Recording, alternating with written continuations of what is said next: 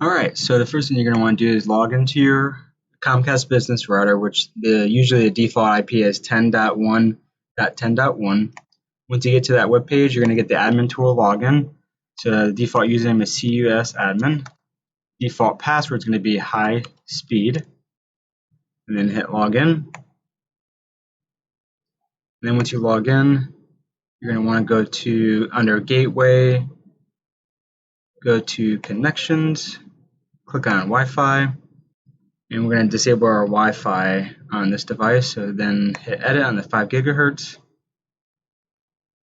hit disable, save settings, give that a couple seconds to load, and we're going to do the same thing for the 2.4 gigahertz.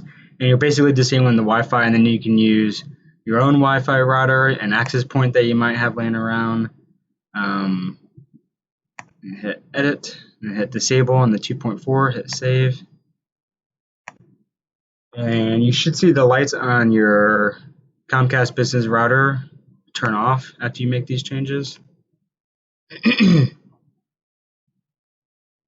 And yeah, it's as simple as that. Now, if you didn't want to disable your Wi-Fi and you actually wanted to change the ID, the SSID and password, you just go into it again, hit edit, and that's where you can change your SSID and your password here.